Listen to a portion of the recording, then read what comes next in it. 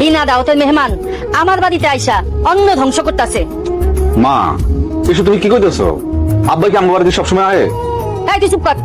তুই কি তোর শ্বশুরে দাও দিছস? তাহলে এ বাড়িতে আইলো কেন? বিয়াইন, আপনি তো জানেন আমার মা মরা মেয়ে, আমার এই মেয়েটা ছাড়া দুনিয়াতে আর কেউ নাই। আমার মেয়েটার কথা খুব মনে পড়ে, তাই কদিন পর পর দেখতে আসি আমার মেয়েটার। এই আপনি চুপ করেন তো, আপনার সব আছে অজুহাত।